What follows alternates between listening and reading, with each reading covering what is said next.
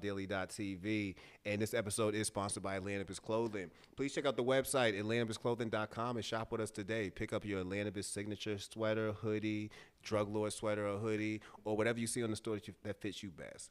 Check out atlantisclothing.com.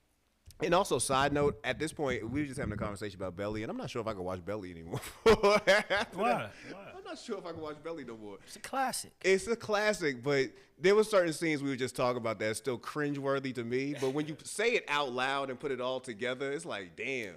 And I always thought, when I think about Belly, the most ridiculous thing to Belly to me prior to this conversation we just had was T-Boz saying, let's go to Africa. Because even then, bro, I remember how old I was when this happened. I'm like, the fuck? Africa's a continent. Like, where the fuck is you going? And why did Nas actually bring you there? We in this movie with Nas saying we are in Africa. What country, bro? We're in Africa. What country are you in Africa, my boy? Like, it's a big place. Like, you can't just land in Africa. And the water is so blue. I don't give a fuck if they wrote that on a script. Ad-lib.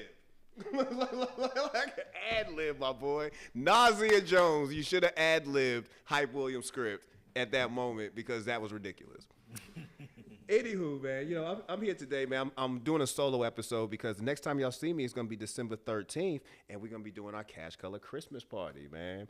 But since that time, I've been on the road. I had a chance to go to Las Vegas for MJ BizCon, and I had a blast, man. MJ Biz was really...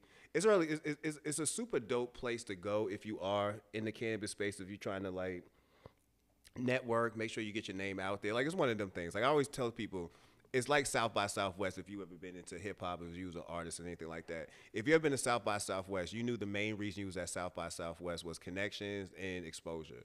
It wasn't a whole lot of other shit going on unless you was somebody who had to do some other shit. So if you was somebody coming down there trying to get your brand out there, trying to make sure you meet the people who could help you do that, or meet some people who you didn't know even existed around you, like that happens to me every year I go to MJ Biz. I meet a group of people from Atlanta who's doing big shit who I didn't even know existed.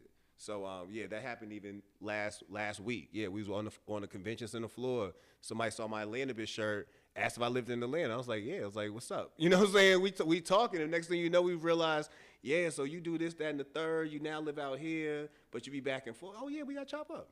So it was stuff like that. So I had a great time. I had a great time at a couple of the parties I went to. Thank you to Hush for having me at the Hush part, at the Hush House. That was super dope. I got a chance to meet my man Devin and my man Jason Ortiz in person. And that was the first time I had a chance to do that. So that was dope for that. I didn't get a chance to get to the Dice Mixer that my good friend and mentor and the godmother of all black cannabis, Roz McCarthy, put on. But I heard it was an amazing affair as well. So shout out to everybody who went to all those dope parties and had a great experience at MJ Biz. While I was at MJ Biz, I had a chance to record episodes for the podcast. I wish I'd had the whole team with me because the booth I was in, when I say we could have fit everybody in here, like we could have put her with right there with the cameras and everything. We could have Joe. We could have everybody in there. It had that much space. It was super lit. And we had a chance still to do some dope interviews that'll be coming down the pipeline shortly. So just make sure you pay attention to that. I had some, who came through? Chanel Lindsay with Ardent. She didn't debut it there, but she was debuting her new product, Billo, at MJ Biz. So she had a chance to bring the Billo downstairs to us while we was doing the podcast. And Billo is a device that helps you. Doesn't help, but it does this. If you're smoking in your house, it conceals the smoke altogether. So you have a chance to smoke and not actually, push the smoke out. So you're not worrying about other people smelling what you do. Yeah, it's that kind of level. Like, I thought it was dope too. So she had brought one out for us to kind of check out and see. Shout out to my man Lawrence Hudson. Lawrence Hudson, executive director. What is it? Director of government is not executive. Director of government affairs for Kronos. He was one of my guests as well. He's a good friend of mine, and he pulled up to the podcast to kind of help when we was rolling out the Billo and doing a demonstration. So shout out to my mans for that. Also have my man Will Perry with Magic Hour Cannabis. Like I mentioned, Roz McCarthy with M for MM and Black Buddha Cannabis. She came through. And and I have one more. My bad, because I don't want to mispronounce her name, because that's how dope this interview was. But Chauncey Bullock with Go Verde. Chauncey Bullock with Go Verde. When that episode dropped, you're going to hear the craziest story of how somebody got themselves in cannabis and what they're doing currently to put money down in black cannabis businesses to help them grow. I think it was a really dope story. So Chauncey was another amazing interview. Watch all those interviews slowly roll out starting this Friday with Roz McCarthy's interview going first.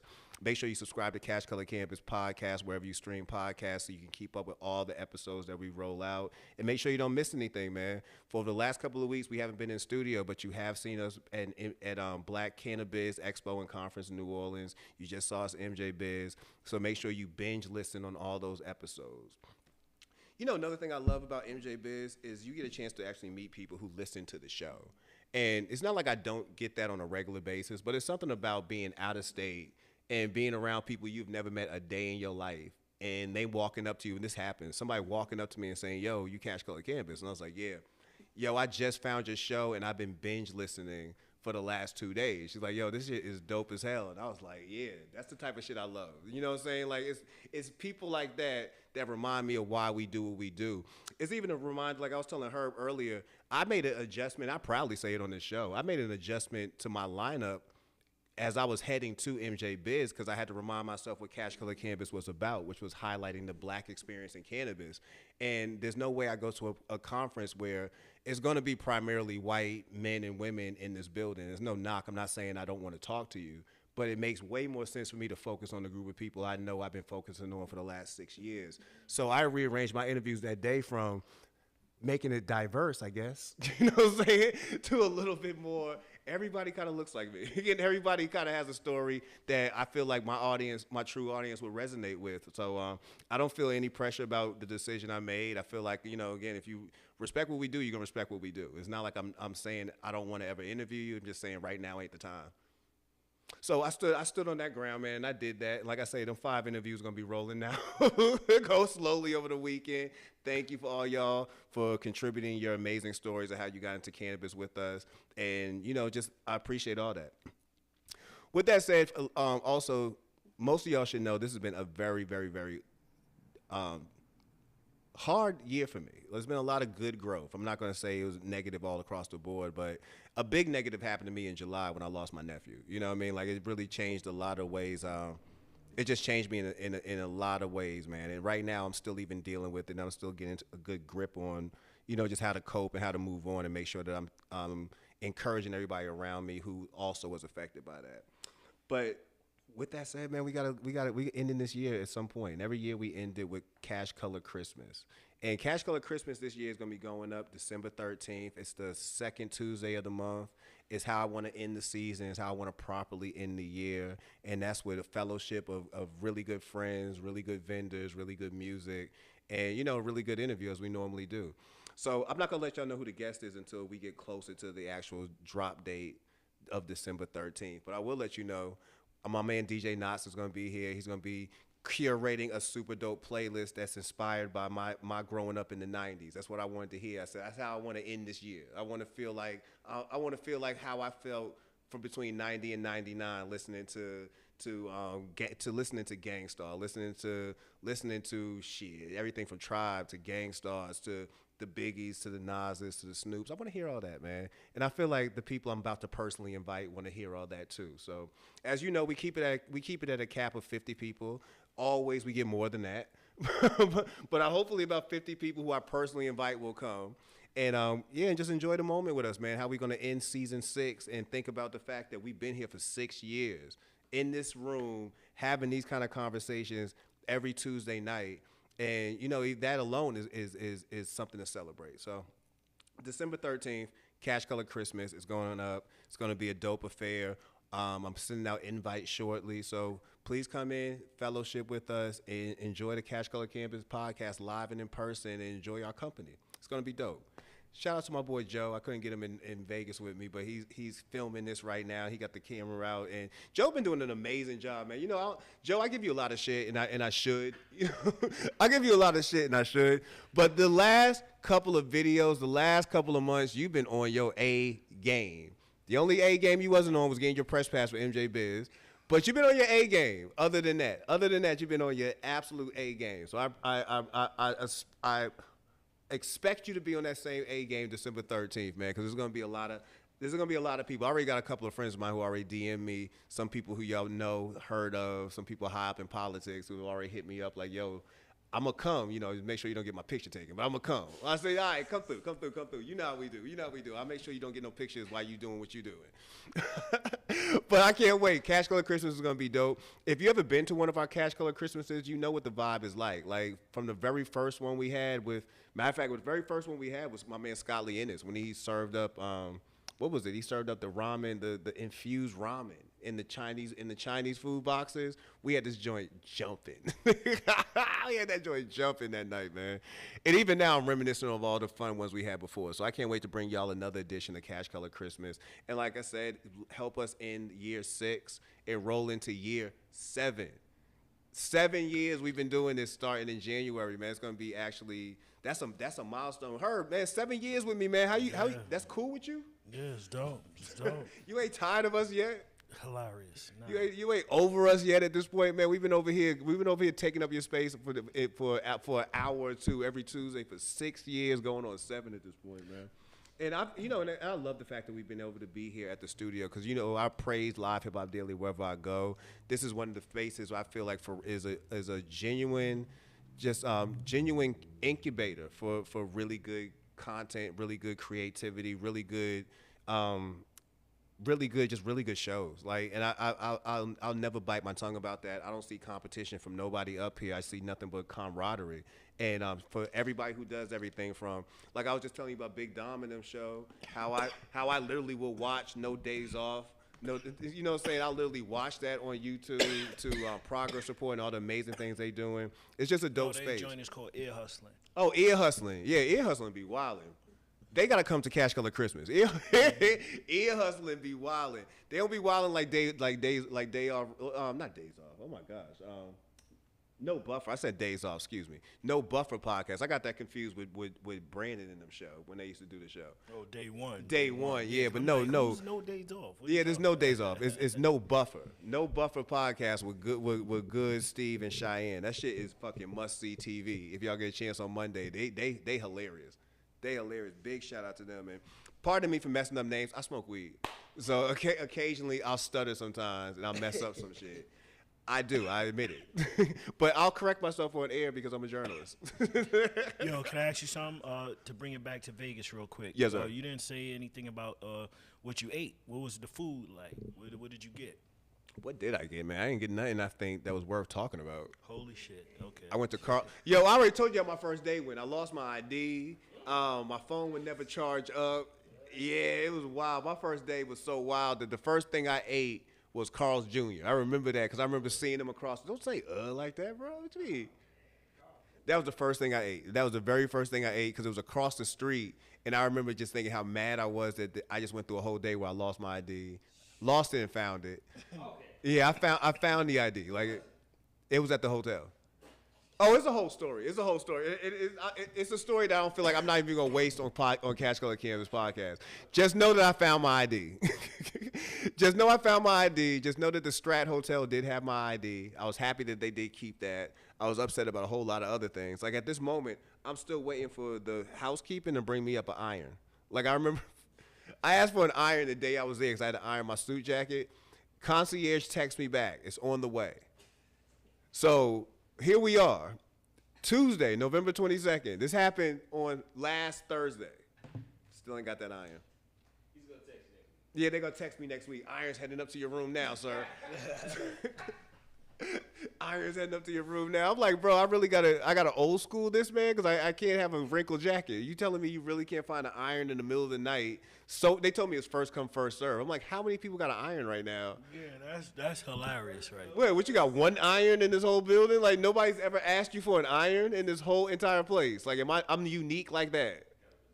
Yeah, it's berserk, man. You know another berserk thing? How in casinos in Las Vegas you can smoke cigarettes. Yeah, you can smoke. So like I was telling him about having to charge my phone. There was no outlets at the bottom of the bottom level of the hotel I was at where the check-in is, all that. There's no outlets. They changed all the outlets out after they did the renovation, they told me. So they only had wireless chargers, and a few of them were on casino, like on some of the games in the casino. So I had to really I literally had to sit there, put my phone down, let it slowly charge. Like it took 40 minutes to get to 5%. I'm not joking. To watch it slowly charge. And as I'm here, I'm watching people chain smoke cigarettes as they just, you know what I'm saying? Like, yo, and I felt like this as I put my phone down. I was like, are they trying to slowly lure me into a gambling addiction? Like at this one moment, are y'all trying to slowly lure me into a gambling addiction? But yeah, so you can smoke cigarettes in a casino, but you can't smoke weed anywhere around it. So yeah, I had to make a couple of steps outside the casino to smoke a blunt. But if I wanted to smoke this Black and Mild, I could have lit that up at the door and walked right in there all the way up to my room and put that out before I got to my room because my floor was no smoking and been perfectly fucking fine. Yeah, that's hypocrisy. Hypocrisy. And this is a place where the hotel was across the street from Cookies out there, Cookies Flamingo. It was literally across the street. Across the street. Like when I say across the street, like how we are right here, if I look out my window and look down the street and see No Mas Cantina, that would be Cookies. So you that close, but I can't smoke no weed anywhere close to this building. Crazy. That's what I said, man. That's what I said. That's what I said. I said Snoop Dogg ain't roll up back in the 90s for this. Hilarious. He ain't do that shit for this, man. Like Redman ain't make a song called How to Roll a Blunt for this. He ain't enough for this kind of treatment, man. But it was a dope event. There was definitely a lot of high moments for me, and I don't know. That's the most I can say about it. Like I don't have no super good stories to tell you because I've been here before. Again, it's like South by Southwest to me. Like by the 5th time I went, I ain't got no more good stories for you. You know what I'm saying? It's just I had a good time, but it's not. The good stories happened 3 years ago. But it was dope. I did have a good moment, and I look forward to in 2023. Geez, saying all that's wild. To going back to more conferences, going back to Black Cannabis, going back to MJ Biz. Hopefully going to MJ Unpack this year. It's going to be in New York. So I ain't been to New York since me and Danny went up there in 2015. So I can't wait to go back to New York and go record and see what New York look like now as a legal market. Can't wait to see that, man. Yeah, actually, New York got a lot of issues going on. They trying to do a heavy crackdown on all those illegal dispensaries out there. Have you been seeing that, Herb? Yeah. I be trying to tell my peoples that because they keep saying, yo, we need to try to get a dispensary. I'm like, yo, y'all don't even know the half on what it is to do that. Nah, and just doing it ain't gonna do it for you. Just starting it up and saying fuck it ain't gonna do it. Apparently, I saw them rolling out some dude out of one of the bodegas. Like he had a dispensary, but he was selling like weed like in the back. And ingenious, but also. But I thought it was legal though. I mean, shit. But I'm lost on that. Like, why was they arresting him if it's legal to sell weed? If he's selling it in his boat, yeah, he probably ain't got a. Yeah, exactly. He probably ain't got a license. That's not even a problem. He ain't got a license, and you selling it in a bodega. You know what I'm saying? Like, yeah, come on. There's like cats up in here. You know what I'm saying? You feel me? It's a bodega, bro. Like, you know what I mean? Like, am I really gonna come up here and buy bud from a bodega? Like, I want to buy bud from the people outside the bodega. Anyway, but again, that's Cash Color Cannabis for tonight. I just want to let y'all know what was going on for MJ Biz and give y'all a heads up that Cash Color Christmas is coming December 13th. I'm trying to plan some cool stuff. I might buy a Christmas tree up in here, Herb. So it just be might buy a little mini Christmas tree, put it in the corner, get some Cash Color Christmas ornaments. Yo, I was looking on Amazon for the what is it, like the fake weed plant joint, but they don't be having them. They be having all these other type of plants that like look like weed, but it ain't the cannabis joint. We don't want to look like weed if we gonna do it. Right, we want the one that look like weed. Yeah. You know what I'm saying? I mean, we don't want the one that kind of look like it. We want the one that looks like it. But it's gonna be fun. The preparation is gonna be good. Is gonna be next level. I'm definitely ready to invite y'all into my how I end this year because definitely a lot of y'all been family and a lot of y'all have definitely helped me. Not mentally collapse this year to be a complete honestly with y'all. So this is almost like me giving back to y'all so much. So December 13th, can't wait to see y'all. My boy DJ Knox is going to be on the 1s and 2s. I'm going to have a special guest. It's going to be a big question mark all the way up to that day, but y'all going to enjoy it. And y'all going to enjoy all the vendors we have in store and just enjoy yourselves. It's going to be dope. You know how we do. Cash Color Christmas, a high holidays party, December 13th. So, and that's all I got for y'all tonight. That's Cash Color Cannabis, a high level of conversation. Herb, I'll see you in a second, and we're going to plan a really dope party.